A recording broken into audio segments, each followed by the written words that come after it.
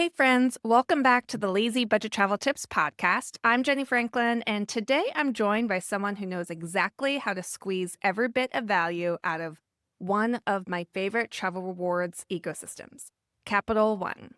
Jamie is here to do a full deep dive with me into Capital One miles, how to earn them, how to use them, and the sweet spots that make this program way more powerful than people realize.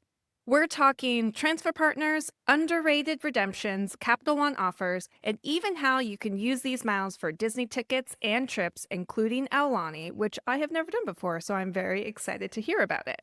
And of course, we're going to break down some real life trips Jamie has booked using Capital One miles so you can see the exact strategies in action.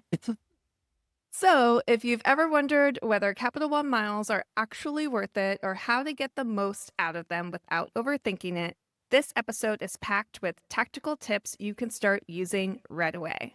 So, let's get into it. Hey, Jamie, thanks for being on the podcast. Why don't you tell us a little bit about how you got into points miles? Thank you so much for asking me to join you. I'm so excited to share with everyone. So, I actually got into Points and Miles in October of 2023. So, I'm only like 2 years into this beloved hobby. But I actually have a background in hospitality and tourism management. So, I have worked in hotels and restaurants and learned about revenue management and all those things. And so, I think learning all of that, once I picked up Points and Miles, it made it so simple in my brain because I already understood a lot of the, brands for hotels and who was under what umbrella. And I understood different airlines. It so much easier for me to pick up and then be able to share that with others. And so once I learned it, I was like, oh, well, I could definitely teach this to other people. And so I started my page 2 months later and just went all in with sharing everything like I was learning at the time and things that I knew would be helpful for everyone else too. I love that. I have a hospitality background too. Oh, how funny. Never I knew know. that. I didn't know that either. That is hilarious. Where'd you go to school? I went to school for the state, Okay, hospitality administration. I went to Purdue and then I did a Disney college program down in Florida. One of the best experiences of my entire life. Like if you're going to learn from anyone in the hospitality industry, like you want to learn from Disney. Yeah. And is that one of the reasons why you're such a Disney fan now? It's interesting because I feel like Disney adults or Disney anyone, I mean, they are very into Disney. And so I always say like I've worked at Florida and in Disney land over here in California, and I am not on the level that any of these people are on. And so it's really funny to me that people just expect me to like know everything about the parks and all these nitty-gritty details. And I'm like, I just go for the magic. Like I don't need to know all of the behind the scenes and all those things. But I went when I was 7 and then I didn't go again until I was 27 and working for the company. But yeah, I think that what really drew me to them was the fact that their customer service is unmatched and I admire the way that they run their business and how they treat their guests. And so that was a really big piece of it for me. That's really interesting that you asked that because I've never been asked that before. And I don't think I've ever really even reflected on where it came from. So that's interesting. All right. So, how did Capital One factor into your strategy? I know you said you're a couple of years in, which is incredible to me, by the way, that you've only been doing this for a couple years. Thank you. So, yeah, that's awesome. So, tell us a little bit about how Capital One plays in your overall strategy. I have heard from, different forums and people say that Capital One is pickier with their approvals. And so knowing that, I did want to get their cards earlier rather than later. And so I think I got my first Capital One venture probably like 6 months into, maybe a little bit longer. It was like April. So maybe that is like right around 6 months after. We were getting a new roof on our house. And so we wanted to put some of it on a credit card towards a minimum spend. But I was like, well, if we put, $6,000 on a card for a minimum spend, then I need another minimum spend. So I actually applied for 2 cards in one night. This was how ambitious I have been in my past. When I applied for the Inc. Cash and then I applied for the Capital One Venture. And I did the Inc. Cash first, and then I froze my Experian credit report, and then I applied for the venture. And I got approved for both of them in the same night. Wow, And nice. that was kind of how it just got started. And so there wasn't even a super big plan necessarily when I opened it. I just knew I wanted to get in good graces before I had been on like opening a bunch of cards. So I got those points and I don't even really know what I had planned for them initially, but Then we ended up booking Hawaii later on that summer. And so we were going to Hawaii in February of the following year. We were going to do 5 nights in Maui. And I was like, maybe I should go a couple days early and go to Aulani. And I talked to Chelsea and Kim from Pixie Point Gals, and I was like, hey, if I Love wanted to them. go to Aulani, like, what does that look like in terms of renting DVC?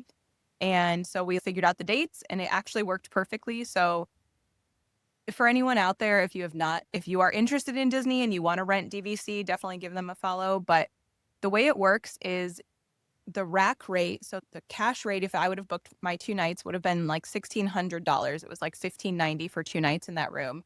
And by booking with Chelsea and Kim, I got it for basically 50% off. It was like 780.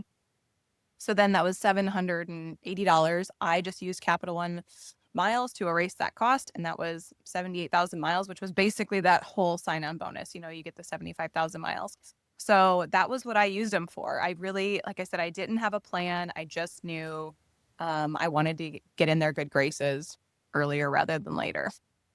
No, and I love that. I know you said you didn't have a plan and like this crazy strategy, but you don't need one. It just proves that you really don't need one Yes. to just get started. And then also shameless plug for in the first season of the Lazy Budget Travel Tips podcast, I did do an interview with Chelsea from Pixie Point Gals. Good. Well, Everyone go back and listen to Pixie that. Point Gals. Yeah.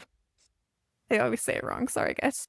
So yes, please go listen to that. It is a really, really, really great episode. They are amazing. Just for the audience, tell them how easy it was to use your Capital One miles for that purchase because Chelsea did mention something like that when we were on the podcast. But just as a refresher, like how were you able to use your miles for that? Yeah. So for anyone who is lazy in this hobby, I honestly think Capital One miles are the easiest to use because they have what's called the travel purchase eraser. And so some people like to say that this feature is dead. I think that they just like rebranded the name for it.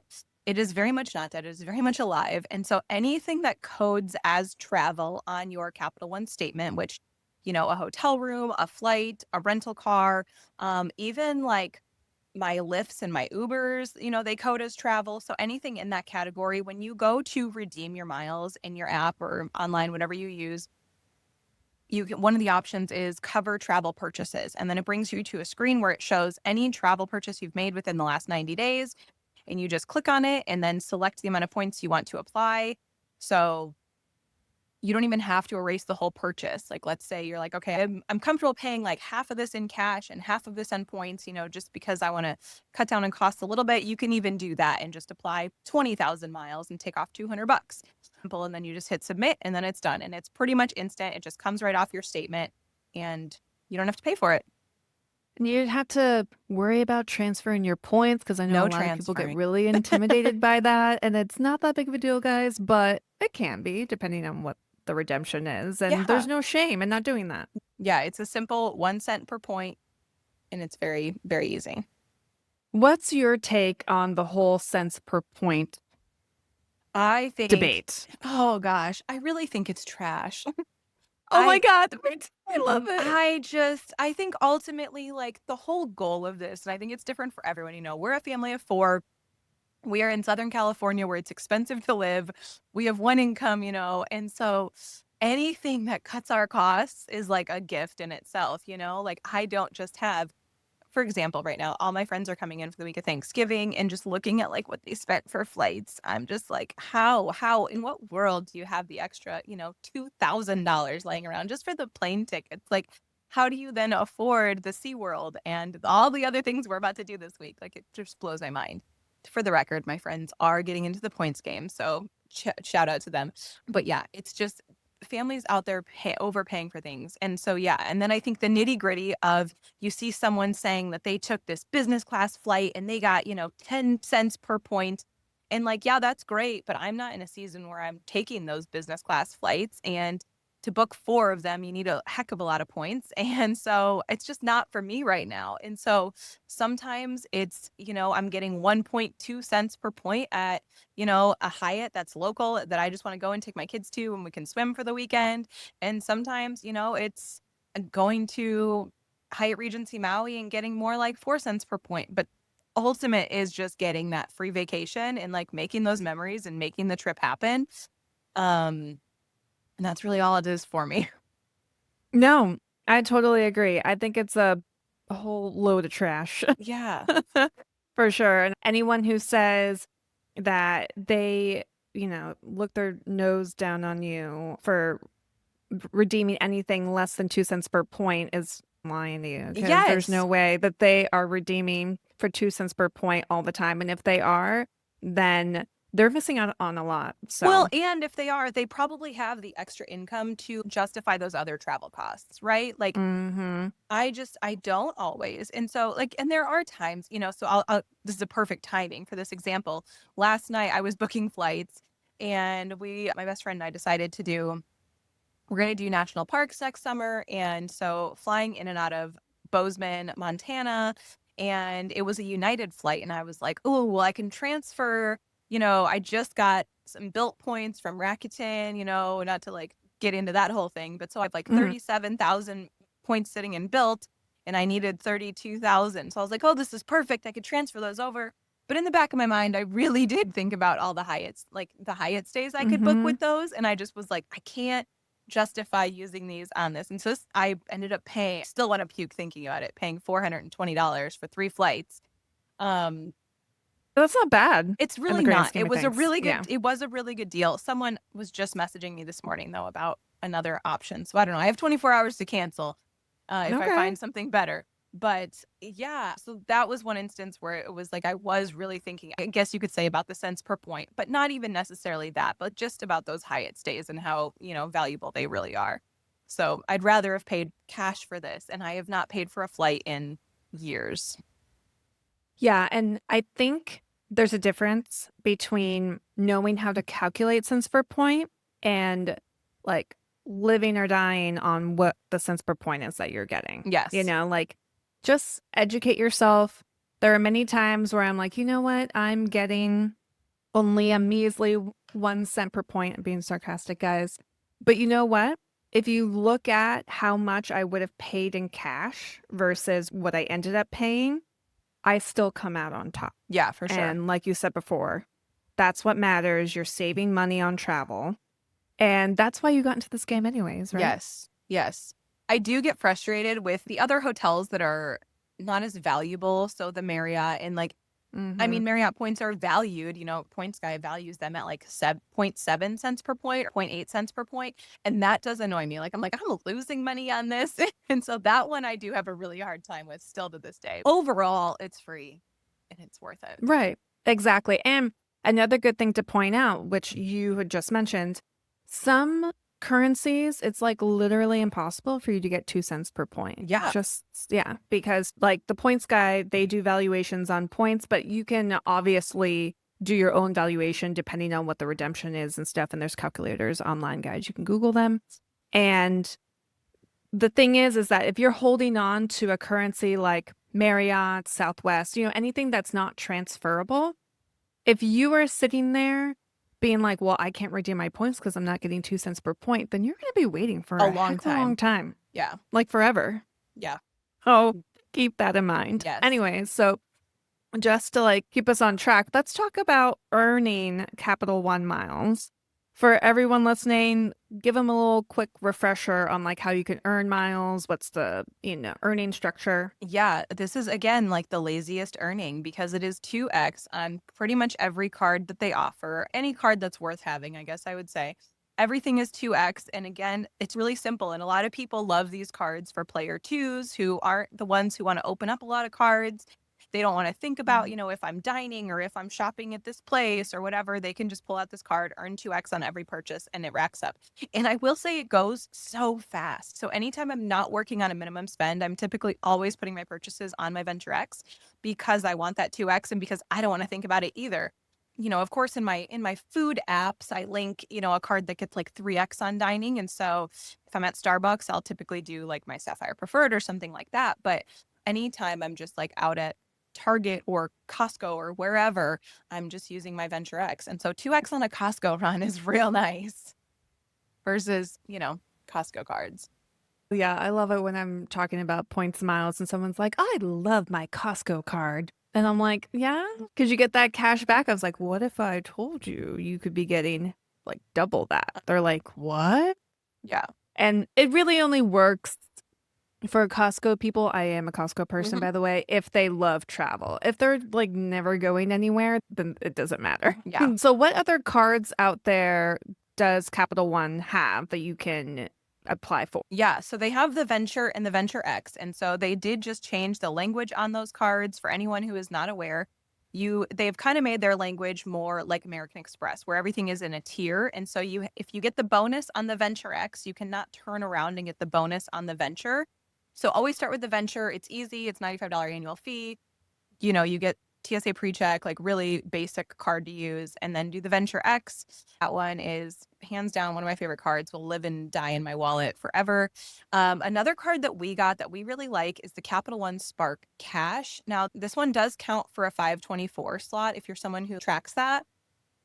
The first year, the annual fee is waived, and we got it when there was an elevated offer, and it was spend 15,000 in 3 months and get 150,000 points.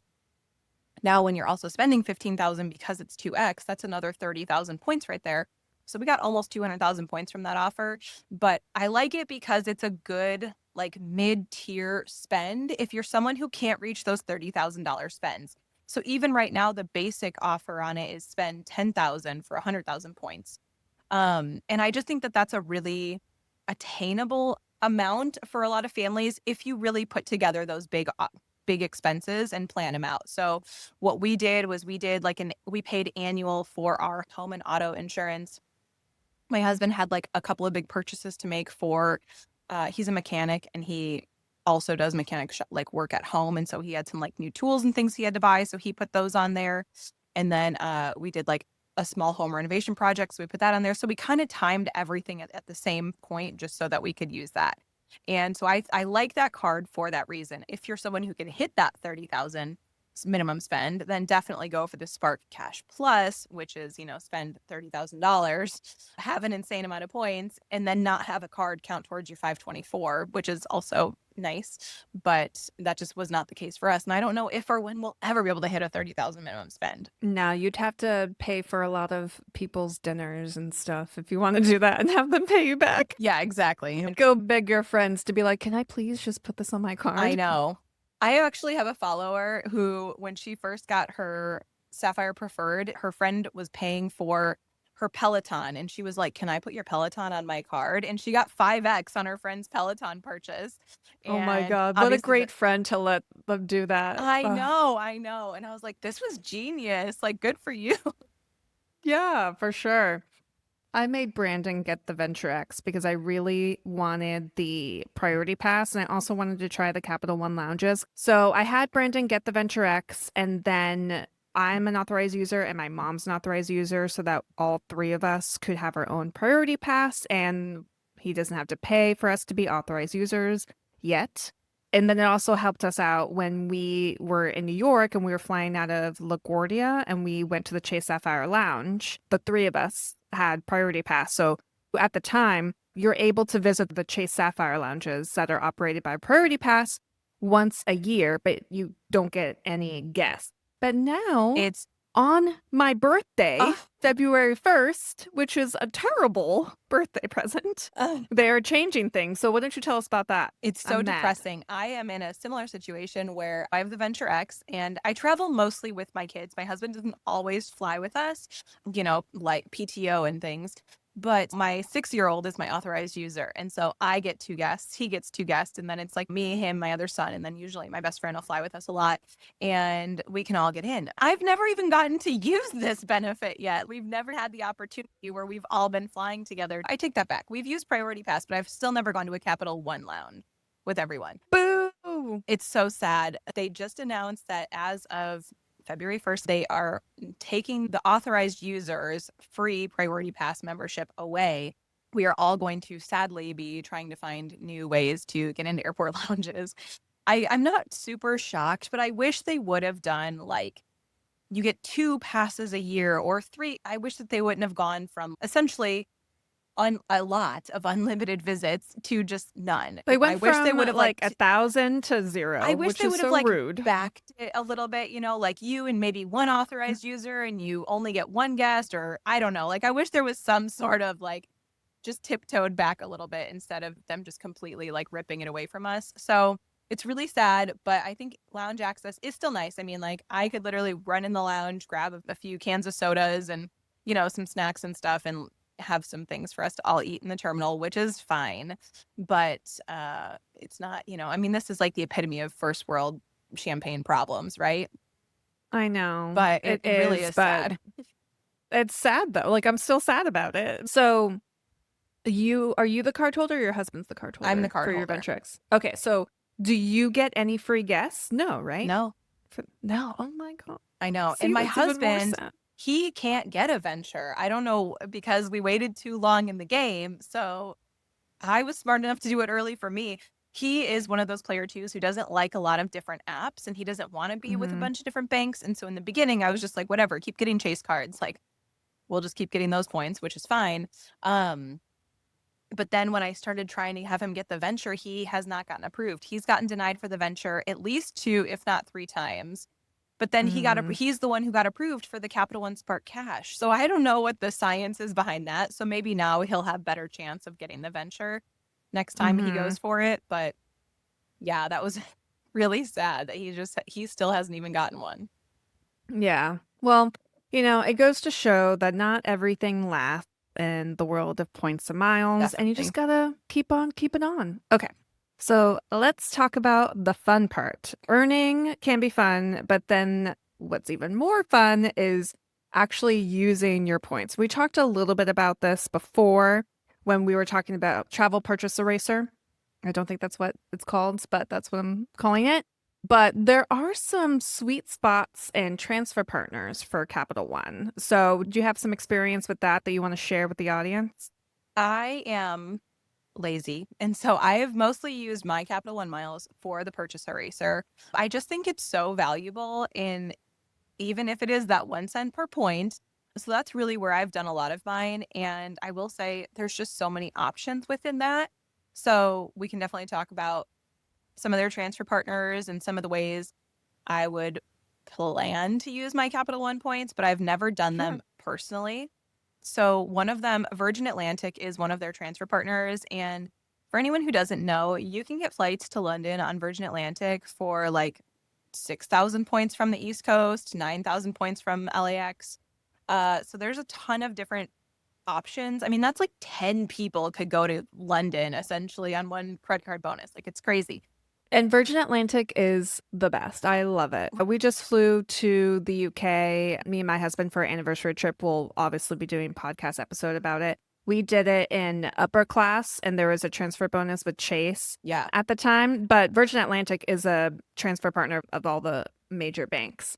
And it was so much fun. The food's great, the staff's amazing, and obviously upper class is a lot of points. Isn't. I mean, I don't know what you guys paid, but I mean, I've found flights to London for 29,000 points in upper class I wonder nonstop. which plane that was because we flew there, which I'm not an av geek. I only know about this one, the A330-900 Neo, and that's like their like top. And Okay. so with the 40% transfer bonus, it still was super reasonable. I can't remember off the top of my head. Maybe it turned out to be like 50,000 points each way, which is really good for that plane's upper class. Definitely. But I did want to say though that I've also done their premium economy. I haven't done their economy, but I've seen it and I think you can't go wrong, basically, is what I'm trying to say. Good to know. That's really good to know. Because I one day I will like to do that. Yeah, I think there's a lot of potential there. And I know that they do flights with ANA, which can be really valuable for people. So I think that there's a lot of potential by using your transferring to Virgin. Um, and looking out, like you just said, for those transfer bonuses is like really clutch because then you can also get, we're already getting an insane deal and then you get a transfer bonus on top of it. And that's like the icing on the cake. So Hmm. that's another good one. And then British Airways, excuse me, they are partnered with, like American Airlines, who has some really good flights. and a lot of really great options. They're one that people can use and find some really great sweet spots with. I've done that. Yeah, Yeah, we actually ended up the second year we went to Travel More, and it was in Dallas. You didn't go to that one, right? I Or did did. you? Oh, you did? Oh, what made you there? I know. Um, so yeah, in Dallas, we flew into Dallas Love from Fort Lauderdale, and the flight was like $70, so I had to do it. And then at the time they were doing free bags, which I don't even think we checked bags then. But anyway, so we flew Southwest, but then on the way back, I didn't know when I would be able to use the Capital One Venture X with Brandon to go to a Capital One lounge, and DFW was like right there. Yeah. So I actually didn't want to pay the astronomical price to fly from DFW into Palm Beach International, which is where we wanted to end up coming home into that airport for a direct flight. And I was like, well, you know what? I have these points. So I ended up transferring to British Airways because I found a flight through British Airways on American. So smart. So we paid $11 and we So were smart. able to, I mean, it was worth it to Yeah. me. And then the convenience of like getting that direct flight to there to Mhm. go to. Like sometimes it is just being a little flexible and like taking a few more minutes to like deep dive into like where can I go? How can I use these points? And then you find all those things out. Hey guys, it's Jenny here. Sorry to interrupt. If you love the podcast, I've got a free budget travel 101 course to help you start saving on flights, hotels, and more. Grab it at travelingfranklins.com/budget travel 101 or check the show notes. Want to connect with other like-minded travelers? Join the Lazy Budget Travel Tips Facebook group. I share more tips, host live Q&As, and keep you up to date on the latest. And if you're looking to show your support, check out my affiliate links or buy me a coffee. Back to the episode. I've heard of people using this also for Turkish Airlines and Turkish Airlines flying on United, and specifically people do it to and from Hawaii. Like this is a sweet spot for Hawaii. And so I've never done it myself, but I know that that's another one where people get some really, really great deals, like 10,000 point flights and things to Hawaii. Oh, that's awesome. That Yeah. sounds really good. And then Air Canada, Aeroplan Aeroplan's great. You can find a lot of really good deals, especially over to Europe. I know they have a stopover program. I'm not very fluent in that either, but Mhm. if you're someone who's traveling, you've got the time, you're going to be there, take a few extra days, make an extra trip out of it and have somewhere else to go. I think that that's amazing. So these are all things that are on my future radar. I'm just not in that season with my kids yet. I get it. Yeah, and we don't have kids, so we're trying to take advantage of doing it Do it now. while But, yeah. there are plenty of people So, who fly 10 and 15 hours with their kids. I am just not one of them. yeah, I just kind of don't blame you. Okay, so then let's talk about Disney. We love Yes. Disney. So Yes. what do you use it for? I use it for theme park tickets. And so if you, again, we've talked about this, it is a travel purchase eraser. So this is a little bit tricky in that you cannot buy Disney tickets from Disney specifically, because if you buy them from Disney on your credit card statement, it will code as entertainment versus travel. And so you have to buy them from Viator, Undercover Tourist, Getaway Today, any one of those, like three. There might be some other ones, but those are the only ones I've really used. And then it will code as travel, and then you can use the purchase eraser. I will say I've also used this so Undercover Tourist has lots of different theme parks. So anytime you're going anywhere, like this is an option. So SeaWorld, we went to SeaWorld San Antonio earlier this year, and I purchased my tickets on Undercover Tourist, and we're actually going to SeaWorld San Diego on Monday of this week. And I ended up using my points for that because I was stashing Capital One points for a Switzerland trip, and then we decided not to do it, which is really heartbreaking. So I ended up just using them for our SeaWorld tickets, which was like, $340. And I'm like, well, there's a lot that I'm spending money on right now. It is the holiday season. So if there's one thing I can and again, with that cents per point, like this was an area where it's just like it really alleviated that stress off of me, and I didn't have to worry about it. And so that was another option. And another, while we're talking about like the travel purchase eraser, one thing that people always ask about, how do you do on points are cruises. And I've never done a cruise ever in my life, but these are a great way to use these points because everything for the cruise codes as travel. So everything from like booking the cruise, and then when you're on the cruise, you charge it all to your room, and then at the end you have that card linked to it, and you can even erase your onboard purchases.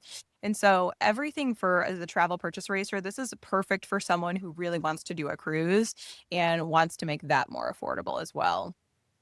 I love that idea. Yeah. I did do a blog post about using points for cruises, whether or not you should do it. And at the end, I'm like, so basically, this is how you could do it. Whether or not you should, totally up to you because and that's how it is for obviously everything with points and miles, but you really just need to think about like, what is worth it to me? How do I want to use it? Don't get caught up in the group think on Instagram Yeah. or, those influencers that you can't relate to, let's be honest. Yes. So stop trying to do what they're doing and listening to their absolutes. I hate that. Yes. Do what you got to do, I babe. agree. I agree. And then, do you have any like other recommendations or ideas for saving at the parks with points? So, similarly, if you're staying at a hotel on property and you can, so this would work for like Disney World or at Disneyland if you're staying at one of those three hotels. Again, you link that card to your room, and then when you're in the parks, you can charge everything back to your room. Like if you have your Magic Band on, obviously Disneyland doesn't have Magic Bands, which is really sad, but anything that you can charge to your room, you can then use towards Travel Eraser as well. So now you're able to, use your points to cover those churros and like all those souvenirs that your kids want.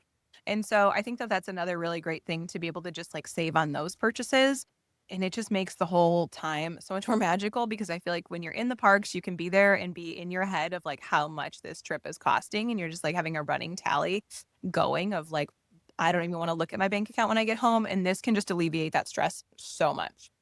And let's be honest, Disney is better when you don't have to worry about money. No, it really is. My best friend and I, we both turned 40 this year. So her birthday was in October, mine is next weekend, and we went in September. So I was planning on using DVC, but I had Marriott certificates that I needed to use. So we stayed at the Swan Reserve with Marriott certificates, and again, I don't even think I got 2 cents per point, but I got over one, which is good for Marriott, and a free Disney stay essentially. But the thing is if you use those Marriott certificates, you cannot do the charge back to your room because they're not a Disney property. So you can't erase the purchases that you made in the parks. But so we had our free stay for Disney, then we got our tickets, for free basically. And our flights, I specifically opened an American Airlines for that. And so like our flights, our hotel, having all those things for free. Then when we were there, we were able to have like 5 days of just, not stressing about anything. I was able to go and just eat at the restaurants I wanted to eat at and not have to worry about pinching pennies the whole trip. Like it was my birthday trip. I wanted to celebrate and I wanted to buy the ears, buy the pins, buy the things and not stress. And that was what we got to do. And it wouldn't have been possible without points for sure. And that's what it's all about. So let's move to hotels. I've heard of the Choice properties and they're actually like really beautiful. The Choice Preferred program is like stunning. I don't know if you've ever looked into like their portfolio and checked out some of their properties, but they really are great. We have gone to Santa Barbara twice now and stayed with Hyatt at the Marmonti. And this last time my husband and I were there and we were walking around the downtown in Santa Barbara and there is this just like beautiful property. And I was just like, wow, like I wonder how much it is to stay here. Well, lo and behold, it's a Choice property.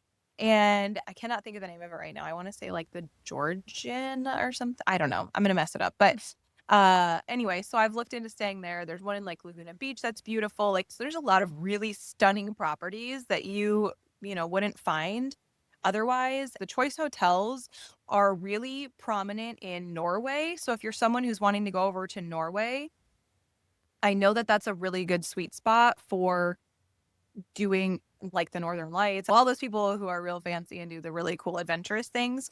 But Choice hotels, you can get some great redemptions over there. Like keep your eye on those properties if you're heading in that direction. Yeah, and I actually did a podcast episode with Michelle from Jet Set with Johnson's, and she went to Norway. Yes. Have you ever booked hotels with the Capital One travel portal? Yes. And so I actually just did this the other day. I had a trip fall through literally for next month going to Legoland for my boys' birthdays. And the dates ended up not working. I completely messed something up. And so I didn't want to use that silly Marriott night and get barely any like points out of it. But Mhm. I was like, oh, the truth is my kids would rather stay at the Legoland hotel. Like that's where they would want to stay. Like that is their Disneyland and everything's themed and it's like a castle and it's cool. And so I ended up booking it with my $300 travel credit from my Venture X in the travel portal. And so I think I paid like 195 out of pocket for 2 nights. And if I decide to use 19,000 points to erase that, that's an option too. Or I can just, say, hey, well, I paid $300 of my travel credit and then I paid 195 out of pocket. It's their birthday. We were obviously going to pay for a hotel anyway.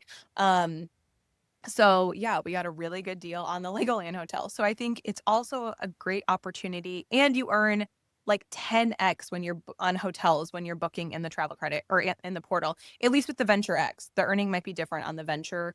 But with the Venture X, it's 10x on hotels. So then I also earned, a lot of points just off that silly $190. But Hey, it's better than 0. yeah, for sure. Let's And be real. so then I did once when I was in Illinois earlier this year. I needed a hotel. Like it was not planned. I was planning to stay with family and things just like didn't work out where I was staying. And I was like, well, I need a hotel now. And so I had that $300 travel credit that I had not used yet. And so I applied that. We ended up staying in a hotel for like 4 nights and it was just a Holiday Inn nearby. And then I think I only had to pay, a couple $100 out of pocket. And that really saved me in a time where I wasn't planning to have a hotel expense at all. But it was like, I just want to take my kids to a clean space and like to go there and then like have breakfast every morning. And like it was just so much better that way. So yeah, I love having that travel credit to use in the portal for that reason. Yeah, when we on that UK trip, we actually used points in the Capital One travel portal, which I won't go into the trip too much, but I did want to mention this since this is the Capital One episode, is I ended up using about almost 50,000 points a night to stay at the Virgin Hotel in Edinburgh, I saw your which stories and was I never had thought of this and it looked so cool. it was amazing. And we love Virgin, obviously. I just love their vibe. It's so unique. And some people are like, but for Virgin Voyages, it's adults only. So it's adults only for the hotel. It absolutely is not. Hmm. It's not adults only for Virgin Atlantic either. It's only adults only for the Virgin Voyages. And I can so tell you why that is the case. You do not want to bring your kids. Good to know. But a lot of people didn't even know that Virgin had hotels, and they I do. had It's a much smaller footprint, but this one that we stayed in at the Virgin Hotel in Edinburgh in Scotland was in a great location. It was so nice, definitely 5-star level hotel.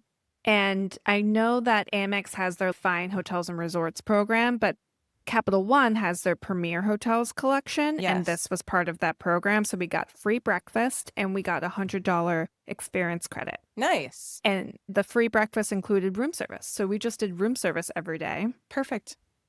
And then we use the credit for a really fancy room service dinner. Because, when you sightsee all day, you get back Yes. to your room. You do not want to go sit through dinner. Yes. You just want to be lazy and Yeah. be So cozy. we had an amazing experience, which I'll talk more about in that separate episode. But I just wanted to mention that because I think using your points for hotels on the portal, I did it because there weren't any Hyatts in the area we wanted to stay in. There were Hiltons, Marriotts. We've talked about their points redemptions are not as good. And like, I think the lowest point redemption for a Hilton, I forget which brand it was like 70,000 points a night. And it wasn't even in the location that we wanted. So I Yeah. paid 50,000 points. Yeah, I was through the portal, 50,000 points a night to stay at a 5-star level hotel. And I got free breakfast Yeah. and we got that credit. Yeah. I So same thing with us for Legoland, and I don't know if this is like standard. I should look it up. But we're also getting free breakfast on our stay by booking it through the portal. I'm going to the Hyatt Regency Mission Bay tomorrow, and I booked that through the portal with Chase using my like $50 credit from my Sapphire Preferred, and we're getting free breakfast there. Well, I think I paid like 1,500 points more to get the free breakfast, but that's only like that's pennies compared to what the breakfast would actually cost me at that property. So I'm like, Mhm. oh, this is a perk. So I mean, I do understand like booking things through my Hyatt so that way I get my nights counted towards my status and blah blah blah. Mhm. But I was like, oh, these are really good perks. I'm over here getting free breakfast everywhere. Yeah, we stayed on that same trip, we stayed at a Hilton by the airport, and I don't know if I used the Capital One portal or if it was the Wells Fargo portal. I can't remember now, but I think it would be the same cents per point valuation anyways. And on the Hilton app, it wanted 30,000 points a night for that hotel. You know how much I paid with the travel portal? Half that. That's Half. crazy. Yeah. It's worth So, a check. It is. I mean, and they asked me for my Hilton number when I checked in, and I was like, "Do I get any credit?" He was like, "Yeah, you'll get a night credit." That's good. Whatever. Yeah. So, do what you got to do. Yeah.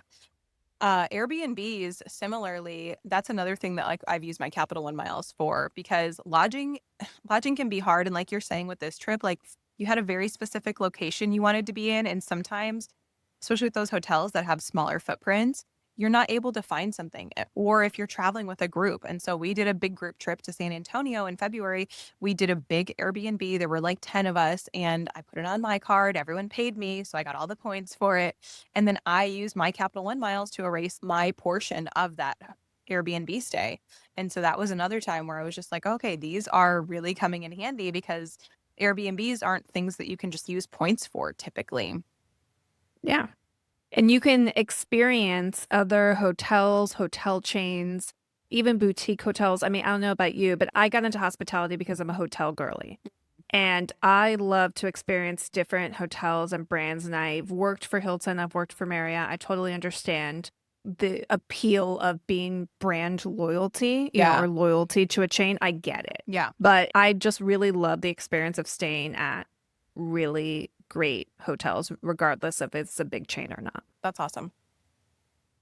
Okay, so what's your experience with Capital One offers? Or like there's Capital One offers and then there's the Capital One shopping Yeah. something, And don't ever which use the nobody wants. Capital One Don't use that. shopping. It's basically like cash back only. And I think it's basically for anyone if you don't have a Capital One card. Capital One offers is newer. So I don't know. Maybe at some point they'll merge this program and kind of do away with the other one. But Capital One offers is great. And again, especially if you're not working on a minimum spend. And this was great for me because Rakuten, I didn't have an Amex for a long time. So while everyone was over there raving about that, I was over here in my Capital One offers. And so you can find some really great deals. I will say it's not as user friendly as Rakuten. Like it doesn't, you can't sort by cashback. You can't like look at the extra points. So hopefully down the road but we knew we had to buy a mattress. And so I looked up if there were any mattress stores I could get extra points for. And so I don't remember like what the exact Like what the offer was, multiplier that's was. fine. Yeah, but so I had gotten like a mattress, a pillow, a mattress protector, just like everything we were going to need. It was $365 and I got 9,000 points. Like that's a flight to London on Virgin Mhm. Atlantic just from like Bird Box. Yeah. So that was one thing. Home Depot is pretty much always 2x, but and then the great thing is you're also stacking with whatever card you pay with. So not only are you getting, 10x on the purchase or whatever I got for Mattress Firm, then I was also getting 2x on my regular Capital One miles for buying with that card. People say you don't have to buy with the same card. Most of the time I still do just because I don't know. I don't want Mhm. there to ever be like a discrepancy. It's like a shopping portal, so it's like if you were using Rakuten or something, you just have to purchase it through their link, but you can use whatever card you want. Exactly. Exactly. So Home Depot, again, like notoriously, like it's not going to go much higher than 2x. I think I've seen it 3x, maybe 4x once. But anyways, we needed it. We did some work in our kitchen. We needed a new hood. And so it's not like a huge purchase, but it's $600. And so to get 2x on that, I got, 1,890 points or whatever it was. And then I got the same 2x on my Capital One card. So I got almost 4,000 points from that one purchase just by doing that. And then my other favorite purchase, I wrote this down because I was like, I just want to share it. First Leaf Wine Club. I'm not like a big wine drinker at all, but they had a program. It's like one of those wine subscriptions, and it was 6 bottles of wine for $45, and it was 87x, I remember. And so I got like 4,000 miles for a $45, wine purchase. And I just figured I'll just keep them like, for the holidays when people are over or to like give us gifts or something. Like Yeah. essentially I was buying 4,000 points. Like I did not need wine, but Hmm. it was very much worth it, when you think about if you're able to transfer those points out or what you're going to use them for. So, and then always, Viator is great as well in there. So just always checking where you can to like find those extra. There's a jewelry company I really like called Melinda Maria. I've seen it like 10x on there for that, and if you're buying $100 necklace, like why not get 1,000 points out of it? Yeah, absolutely. You're already spending money. Why don't you get something for it? Yeah, you didn't have to buy wine, but like you would have had to buy a gift or something later on. Yeah. So buying that now versus buying it later, what's the difference? Yeah, exactly. Okay, so I know you've been doing this for a couple years. Is there anything that you would do differently that you can share with the audience and the listeners? I hate when I get this question because I feel real cocky when I'm like, I don't think I would do anything differently. No, that's I great. do think that just comes from having the hospitality background. Like I think I just understood it at a different level as a beginner than someone who like really doesn't understand hotels and airlines and they're, learning that aspect as they go versus like I just picked it up really fast. So, and I'm very type A, I'm very thorough, like I will fall down all of the rabbit holes. So I don't know that I would necessarily do anything differently. I will say over the last 2 years, there have been so many changes also within points and miles. So, like, what I did 2 years ago is not necessarily what I would tell someone to do now. And so, like, if you were starting now or like anything I've learned, I just think number one, always be diversifying your points. Like, I spent, the first year primarily opening chase cards. I got denied for a chase card twice. And then I just got one from this elevated ink offer and like, the middle of November. And so I didn't open a chase card all year. And all I did was focus on diversifying. So I got an American Airlines card. I got the City card. I got an Amex card finally. Like I just spent my time really diversifying and it's come in handy so much, like just in the past few months as we're planning next year's trips. My husband and I are going to go to Boston and finding, Southwest, like I love Southwest. I love my companion pass. Don't get me wrong, but they didn't have great flight options. Everything has a layover. It makes, traveling to the East Coast from the West Coast, like we already lose so much time in travel. So I ended up finding really great business class. My husband still doesn't even know we're going to fly business class. Like I'm just going to surprise him. So we're flying business class on the way there. And I got flights. I actually booked these at Travelmore and it was like 29,000 points per person for business class. And it's, a 6-hour flight. So like the same distance that some people would spend flying to Europe from the East Coast. I was able to do that just because I had this AA card opened. On our flights home, I ended up finding a really good deal on JetBlue for a nonstop flight. Well, I used my city points to transfer to JetBlue. Like, had I not had all these random points in random places, like things like that wouldn't have been possible. And so yeah, and same thing. We're now doing this national parks trip next summer. That was very we were supposed to go to Switzerland and pivoted to Hawaii. And then now we ended up on national, Yosemite and Grand Teton, not Yosemite, Yellowstone. Right? I get this mixed up. So now I'm like, okay, well, good. I have Amex points. I can use those for a Hilton and Jackson. We have all these different things that have kind of just come out of nowhere. So I think by diversifying and having them, you never know when something's going to happen or God forbid there's a death in the family and you need to fly to a city you didn't plan on flying to. And who knows who flies direct there. So that's my number one thing. People get so caught up in chase and not looking anywhere else and seeing the value in like what that can bring by having different cards. Yeah. And I think it's a testament to the fact that your strategy will evolve. It should evolve, really, because just because you were doing something before doesn't mean it's always going to work. And that's totally fine. Because I was the person who was doing chase, dabbled a little bit in like co-branded cards when I didn't know any better, although I don't really regret that either. Like I don't really know that I would have done a lot differently either. And I think that that's the key is that like it doesn't really matter because you did something, because there's a lot of people out there who won't even start, because they're afraid of not doing the right thing. They want to make sure that they know everything before they get started. Yeah. And I love how you were like, I didn't really have a plan. I just knew that I needed to get started with this. And so I just did it. And So, I didn't mention this at the beginning, but I was that girl who had a Southwest card. Like my Southwest card's probably been open for 18 years. And I was putting everything on my Southwest card thinking I was getting like, oh, I got 1 free or 2 free flights this year. Like, wow, I'm great. And then when I learned I was definitely not great, would do differently is like learning earlier, but like you can't control when when it comes into your path and stuff. And so I just think the only thing I would, is just don't hesitate. Just start, just go in, keep earning points. Don't sit around waiting for the best elevated offer. Jump on a card, always be earning a minimum spend, and just keep building your stash because the points will come in handy. okay. So let's get into the rapid fire questions. Are you ready? I'm ready. Okay. So I know you've never transferred points, but do you have a favorite Capital One transfer partner? Air France, I guess, would probably be my favorite one just because I see so much potential with them. Granted, they're a partner of most banks, but Yeah, that's but how still. I think. Okay. And it's not that you've never transferred points ever. It's just you haven't transferred with Capital. Yeah. Okay. Just wanted to clear that up, guys. Sorry. Okay. So what do you think is the best redemption you've ever made with Capital One? Probably Aulani because it's just like it was very bucket list and magical for me. And yeah, just being there. And it is an amazing hotel. Like anyone, especially with families, 10 out of 10 recommend. It is great. One thing beginners get wrong about Capital One miles. Just not opening them, like not thinking that they're valuable. I think just like thinking that they have no use for them. I just think that that's so silly. Okay. One more question. Dream trip you haven't booked yet. Oh, Switzerland. Yeah. We were Switzerland's great. gonna do it, and I don't want to have to manage my expectations around my kids. Like I want them to be able to go, and like they would be 4 and 7 at the time when we would have gone, and I want them to be able to just like walk and not miserably hate their lives, and I want to be able to enjoy the beauty of it and all the things.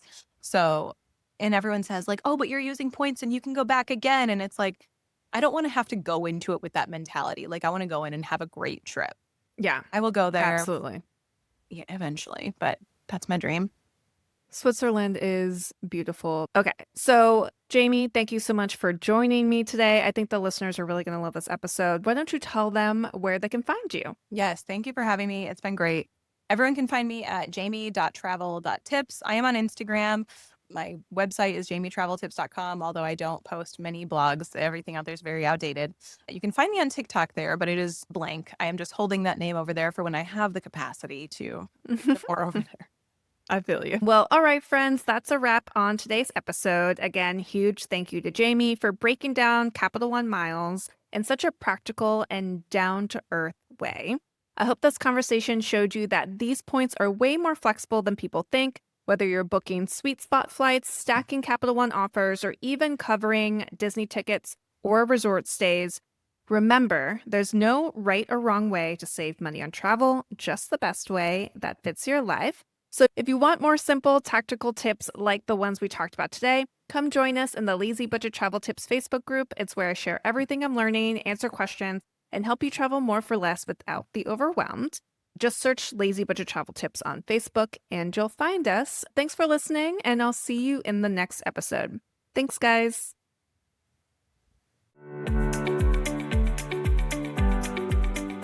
Thank you for listening. If you enjoyed this episode, make sure to subscribe and leave us a review.